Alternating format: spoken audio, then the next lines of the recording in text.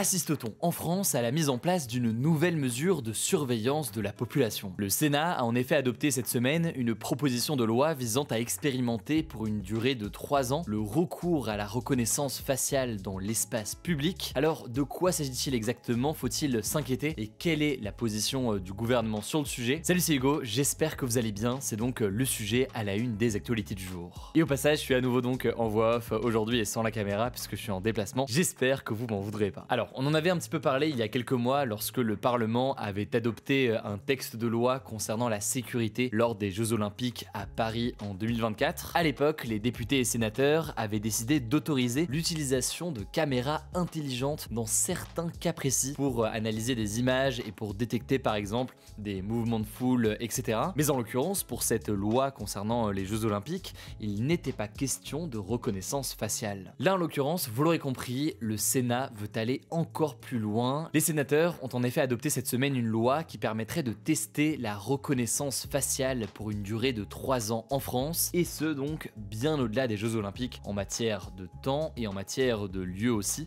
puisque ce serait partout en France. Alors de quoi parle-t-on précisément? C'est peut-être la première question vu que j'en suis conscient. Le sujet est pas mal technique. En fait, le premier élément dans cette loi, c'est la possibilité d'intégrer la reconnaissance faciale sur des images en direct. En gros, ça permettrait de repérer une personne recherchée à partir d'images en temps réel. Alors ce serait pas possible dans toutes les situations, ce serait en fait pour les services de renseignement dans le cadre de la lutte contre le terrorisme, ou alors pour la police dans le cadre d'enlèvement d'enfants, ou alors pour identifier des suspects dans des affaires de criminalité qui seraient particulièrement graves. Par ailleurs, ce serait pas non plus une autorisation tout le temps et sans limite. En fait, pour chaque demande, une autorisation devrait être délivrée par le Premier ministre ou alors par un procureur, et ce sera valable que pour 48 heures. Mais tout de même, eh bien, ça pourrait permettre donc d'avoir un suivi en temps réel des caméras de vidéosurveillance notamment, pour pouvoir identifier via un algorithme et alerter donc si une personne recherchée est identifiée sur l'une des caméras. Premier élément donc, la reconnaissance faciale en temps réel. Par ailleurs, deuxième utilisation que l'on retrouve dans cette loi, c'est l'utilisation des images a posteriori, donc des images après une situation ou un événement. En l'occurrence, là ce serait autorisé dans le cadre d'enquêtes judiciaires pour terrorisme et faits graves,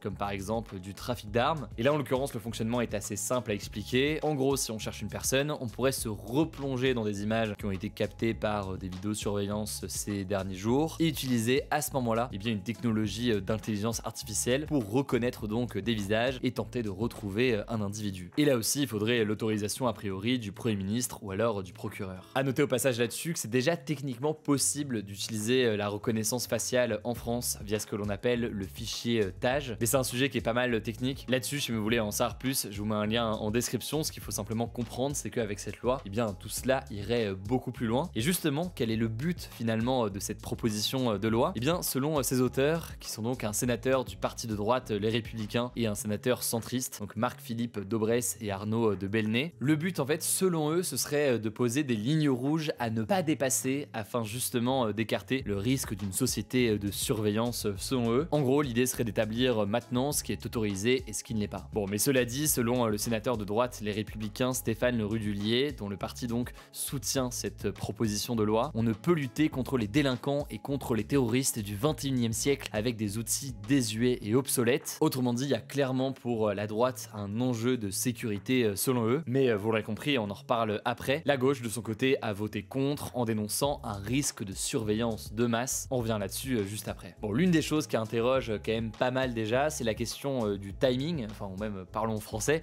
du calendrier de cette proposition. En effet, ce vote au Sénat intervient au moment même où l'Union européenne tente en ce moment d'établir un règlement et des règles sur l'intelligence artificielle à l'échelle européenne. Et par ailleurs, l'Union européenne songe à interdire la reconnaissance faciale en temps réel dans l'espace public. Le Parlement européen vient d'ailleurs aujourd'hui de donner son feu vert ce mercredi pour mettre en place une régulation et une interdiction de la reconnaissance faciale en temps réel. Ça va donc dans le sens contraire de ce que souhaite le Sénat. Or, si à l'échelle européenne, il y a une telle décision qui est confirmée et qui est prise, elle devra être appliquée à l'échelle française. Autrement dit, il faudra observer tout ça. Par ailleurs, au-delà du calendrier, il y a des questions concernant évidemment les libertés individuelles dans ce climat déjà très tendu. Typiquement, est-ce que l'usage de la reconnaissance faciale aurait pu être utilisé lors de manifestations si la police jugeait jugeait que la situation était dangereuse. De la même façon, est-ce que la reconnaissance faciale aurait pu être utilisée lors de manifestations écologistes, comme par exemple les manifestations qu'il y a eu il y a quelques semaines à Sainte-Soline contre les méga-bassines. On en avait parlé dans le format des actus du jour. Typiquement, là, certains politiques avaient parlé d'éco-terrorisme ou de terrorisme écologique dans le cadre de ces manifestations. On pourrait donc imaginer dans une telle situation que le gouvernement autorise l'utilisation de la reconnaissance faciale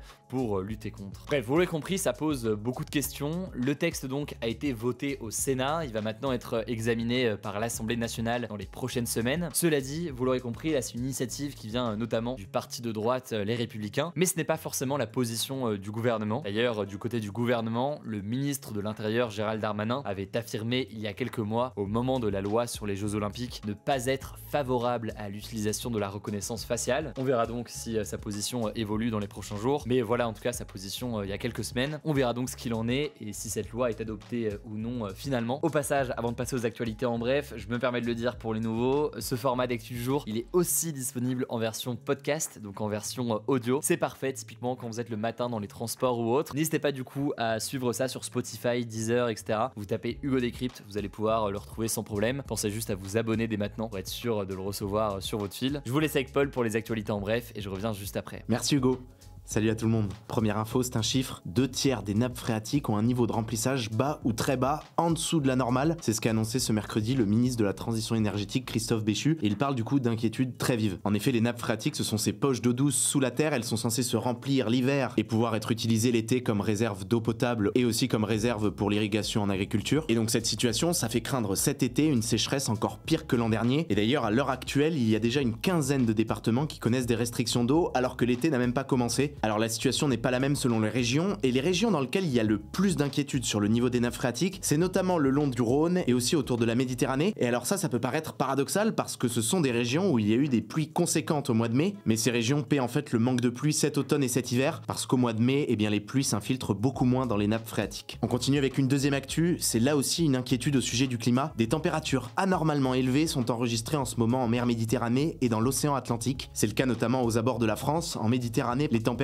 sont de 3 à 6 degrés plus élevées que la normale pour la saison, avec une eau de mer qui atteint par endroits 25 degrés. Et alors si on prend largement tout l'océan Atlantique Nord, eh bien la température de l'eau est d'1,2 degré au-dessus de la moyenne, un niveau qui n'a jamais été observé depuis qu'il y a des mesures. Et on peut dire aussi qu'au niveau mondial, plus largement, en mai, la température moyenne des océans a aussi atteint des niveaux records. Alors pourquoi tout ça c'est un problème? Eh bien déjà parce que ces vagues de chaleur marine, elles sont une menace directement pour les espèces marines, elles entraînent une surmortalité, parce qu'une eau plus chaude a en fait une concentration moins élevée en oxygène. Ensuite, ces températures des océans qu'on relève actuellement, eh bien elles sont plus élevées que ce que prévoyaient tous les modèles climatiques jusqu'ici. Du coup, pour les scientifiques, c'est potentiellement un signe d'un réchauffement climatique encore plus rapide que prévu, sans qu'ils puissent ça par contre l'affirmer encore avec certitude. Et les scientifiques craignent aussi plus largement que cette augmentation des températures dans les océans, eh bien elle affecte leur capacité à stocker le carbone. Parce que oui, actuellement les océans stockent beaucoup de carbone, et donc ils ont peur que ça contribue à accélérer encore plus le changement climatique. Allez, on continue avec une troisième actu sur un autre thème, géopolitique là plutôt. La France a accusé la Russie de mener une vaste opération de désinformation et d'ingérence numérique. Alors de quoi s'agit-il? Concrètement, la France accuse la Russie d'avoir publié de faux articles de grands médias français comme Le Monde et Le Parisien, en créant de faux sites aussi, et ça dans le but de partager de fausses informations qui discréditent l'Ukraine et l'Occident. La Russie aurait également copié le site du ministère français des Affaires étrangères. La France a dénoncé, je cite, une attitude indigne d'un membre du Conseil de sécurité de l'ONU. Et alors cette campagne de désinformation russe, elle s'inscrit en fait dans une opération plus large, l'opération Doppelganger, un mot qui veut dire sosie en français. Et c'est une opération qui avait déjà été mise en évidence par Meta en septembre dernier. Meta avait noté en fait que la Russie cherchait à amplifier la visibilité de certains de ses articles sur ses réseaux comme Facebook, et notamment justement des faux articles de médias. Quatrième actu, direction les États-Unis. On va parler encore une fois de l'ancien président américain Donald Trump. Il a été inculpé ce mardi à Miami, 2 mois après son inculpation aussi à New York. Alors il y a 2 mois, c'était pour une affaire pénale. Il est soupçonné d'avoir acheté le silence d'une femme avec qui il avait eu une relation sexuelle. Et alors là, ce mardi à Miami, c'est pour une toute autre affaire. Il est accusé d'avoir gardé volontairement de nombreux dossiers classés secret défense après son départ de la présidence. Et donc c'est une affaire au niveau de la justice fédérale, au niveau de la justice de l'État américain. Et c'est assez historique, c'est la première fois dans l'histoire des États-Unis qu'un ancien président est inculpé par la justice fédérale. Et alors ce mardi, sans surprise et comme annoncé par ses avocats, Donald Trump a plaidé non coupable et il a nié les 37 charges qui le visent dans cette enquête. Il a donc été relâché libre en attendant son procès. Et alors Donald Trump dénonce dans cette affaire, comme dans les autres, une manœuvre politique visant à lui nuire. Mais il faut noter que cette affaire ne l'empêchera pas d'être candidat à la présidentielle 2024, puisqu'aux États-Unis, être poursuivi ou condamné par la justice n'empêche pas d'être candidat. Cinquième info, là c'était en Italie. Ce mercredi ont eu lieu les funérailles de l'ancien Premier ministre Silvio Berlusconi, lui qui est décédé ce lundi à l'âge de 86 ans. Et alors ça a été des funérailles d'État et le gouvernement italien a même décrété une journée de deuil national. C'est une première pour un ancien Premier ministre et ce malgré les nombreux scandales qui visaient Berlusconi, que ce soit des scandales de corruption, de fraude fiscale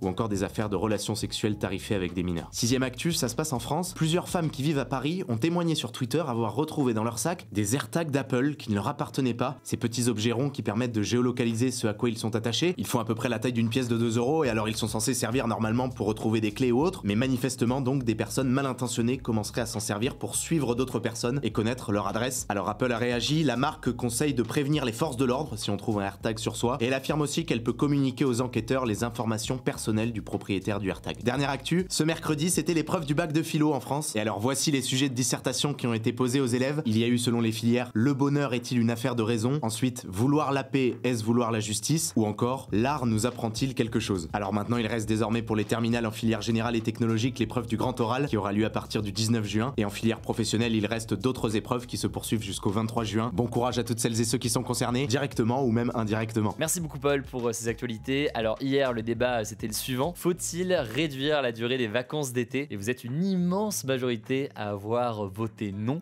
Ça faisait longtemps d'ailleurs qu'on n'avait pas eu un vote aussi unanime dans ce post communauté. Quant au débat aujourd'hui c'est le suivant, êtes-vous favorable à la mise en place de la reconnaissance faciale dans l'espace public? Ça se passe directement dans l'onglet communauté de cette chaîne YouTube. N'hésitez pas à vous abonner, mais c'est pas encore le cas. Rendez-vous aussi sur notre chaîne YouTube principale que je vous mets en description pour découvrir d'autres vidéos plus longues. Prenez soin de vous, prenez soin de nos proches et on se dit du coup à demain.